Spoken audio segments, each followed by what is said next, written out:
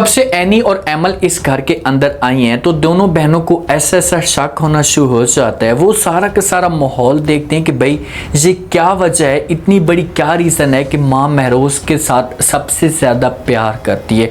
वो खोज लगाने की कोशिश करती हैं। अब अगर जहाँ पर एनी जाती है और जाकर महरोज के सामने से बात करती है कि भाई माँ आपके साथ इतना ज़्यादा प्यार क्यों करती है, तो महरोज का क्या रिस्पॉन्स आ सकता है, क्या महरोज बात को घुमाने की कोशिश करेगा। नेक्स्ट एपिसोड कितनी ज़्यादा शॉकिंग होने वाली है ये आज के शो में डिस्कस करने वाले हैं। जो नए लोग हैं मेरे चैनल पे जल्दी से चैनल को सब्सक्राइब कर दें। जिस दिन से एनी और एमल इस घर के अंदर आई हैं और एनी महरोज के पास जब भी जाती है और जाकर बात करती है तो महरोज इसके साथ बहुत ज़्यादा प्यार से बात करता है। कोई भी एनी ज़बान से अल्फाज निकालती है तो महरोज इसकी हर बात मानने के लिए तैयार हो जाता है। और एनी अफान को भी भूल चुकी है। जब से इसने महरोज का प्यार देखा है तो इसके दिल में अफान हमेशा के लिए मिट जाता है और ये समझती कि भाई महरोज मेरे साथ मुखलिस है। अब एनी को इस बात का तो नहीं पता कि भाई महरोज इसके साथ मोहब्बत किस वजह से कर रहा है और किस वजह से इतना इसके क्लोज होता जा रहा है। एमल जो है ना कुछ घर के अंदर चीज़ें नोट करती है। जब भी वो घर के अंदर आती है सारे के सारे भाई मौजूद होते हैं। जब कोई भी काम होता है तो माँ जो है वो अफान को बोल देती है या शरिहार को बोल देती है, महरोज को कोई भी बात नहीं करती। और महरोज की कोई भी बात होती है तो माँ हर सूरत में वो मनवाती है और सब भाइयों को कहती है कि भाई इसके सामने आपने कोई भी बात नहीं करी। तो एमल इस मामले पे बड़ी परेशान है कि भाई आखिरकार वजह क्या है, क्या इसके पीछे रीज़न हो सकती है। जो माँ का जो प्यार है इसे महरोज की तरफ ज़्यादा है, उसे बेटों की तरफ कम है। तो एमल को टेंशन लग जाती है। अब देखते हैं कि एमल जो वो इस बात की गहराई तक कैसे जाती है। एनी तैयार होती है, बड़ा प्यारा सूट पहनती है सफ़ेद कलर का, कि सब घर के अंदर मौजूद होते हैं। एमल भी मौजूद होती है। एनी जब आती है अपनी सास के सामने, सास जब देखती है तो वो एनी के ऊपर गुस्सा करना शुरू कर देती है और कहती है कि भाई ये आपने सूट क्यों पहना हुआ है। अब एनी को पता तो नहीं होता कि भाई ये किस वजह से मेरे ऊपर गुस्सा कर रही है, मुझे मना कर रही है। एनी पूछती है कि भाई क्या वजह है, क्या आपको ये सूट पसंद नहीं आया। तो माँ कहती है कि भाई इस बात को तुम छोड़ो, ये सूट जाओ जाकर उतार आओ।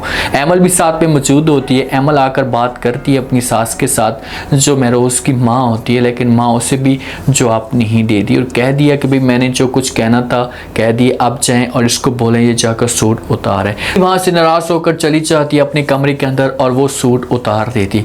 अब देखिए कि माँ कभी भी ये चीज़ें पहले इस घर के अंदर बर्दाश्त नहीं कर सकती। सफ़ेद सूट होता है, वो इशारन के तौर पर बात तो कर देती है कि भाई ये जो है वो कफन की एक निशानी होती है, जैसे मैयत पे लोग पहनते हैं, तो इसी वजह से मैंने इसे मना किया है। सफ़ेद सूट दुल्हन पहन सकती है, शादी के 3-4 दिन के बाद दुल्हन हमेशा ये सफ़ेद सूट पहनती हैं। लेकिन अब घर वालों को क्या पता कि भाई इस घर के अंदर जो वो कौन मरने वाला है, ख़ास तौर पर एनी और एमल को।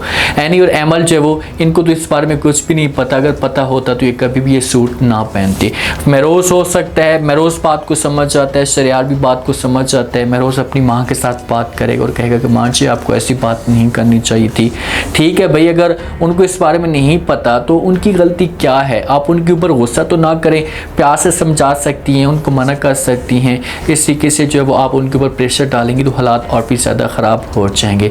देखिए माँ कब तक ये सब कुछ बर्दाश्त कर सकती है। जब माँ को इस बात का पता चल जाए कि भाई मेरा बच्चा या मेरी बच्ची फलां डेट को मरने वाले हैं, या कुछ ही उनके पास टाइम है, तो वो कभी भी फिर इस तरह की चीज़ें वो बर्दाश्त नहीं करेगी और उसको खुशी भी अच्छी नहीं लगेगी और वो चाहेगी कि मैं ज़्यादा से ज़्यादा जो वक्त है उस बच्चे के साथ गुजारूँ, जो उस बच्ची के साथ गुजारूँ।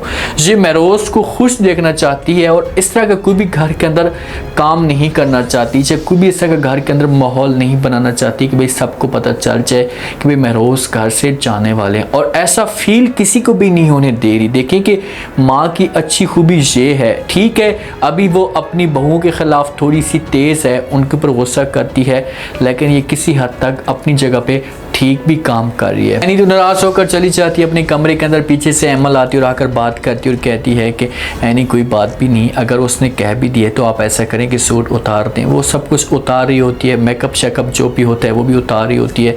तो आकर एमल पूछती है तो एनी कहती है कि बस ये क्या ड्रामा बनाया हुआ है इसने, सूट मेरा था, मुझे पसंद था, तो ये कौन होती है तुड़वाने वाली। आगे से एनी थोड़ी बहुत जो वो बदतमीज़ तो है, वो बात तो बर्दाश्त नहीं कर सकती, महरोज की वजह से चुप होती है।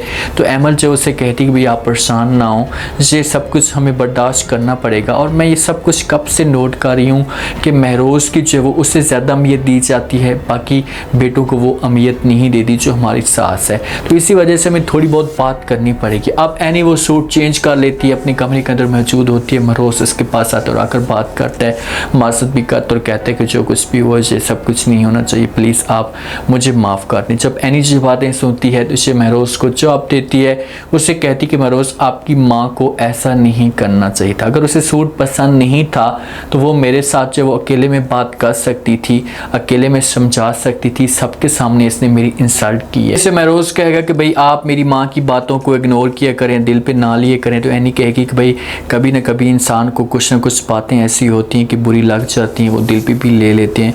तो मुझे जो आपकी माँ की ये बात बहुत बुरी लगी है, मैंने ये बात दिल पे ले ली। भाई अरे तुम्हें जो बातें वो कह रही है ये एक हिसाब से देखो तो ठीक बातें हैं। यही तुम सफ़ेद सूट तुम्हें याद आएगा जब तुम्हारा हस्बैंड तुम्हें छोड़ कर जाएगा कि भाई मेरी जो सास थी ये मुझे ठीक कह रही थी। अभी तो तुम्हें इस बारे में कुछ पता नहीं है, अभी तुम नादान, और जिस दिन तुम्हें लगेगी सर की तो फिर जाकर तुम्हें पता चलेगा कि हाँ भाई मेरी जो सास थी वो सब कुछ ठीक कहती थी। किसी तरीके से महरोज़ इसे राज़ी कर लेगा, कहेगा कि भाई मैं अपनी माँ की जगह से माफ़ी मांगता हूँ, प्लीज़ माफ़ कर दें। तो यानी कहेगी कि ऐसी कोई भी बात नहीं है, माफ़ी मत मांगे, जो कुछ भी होना था हो चुका है, मैं सब कुछ भूल चुकी हूँ। इन दोनों के बीच में जो मामलात होंगे वो तय हो जाएंगे, क्योंकि महरोज़ मुँह का बहुत ही मीठा है और कभी भी ये एनी को नाराज़ नहीं होने देगा। जो बात भी होगी ये एनी के साथ खोल कर करेगा और एनी को किसी तरीके से राज़ी भी कर लेगा। गाड़ी के अंदर दोनों जा रहे होते हैं, शरियार और एमल।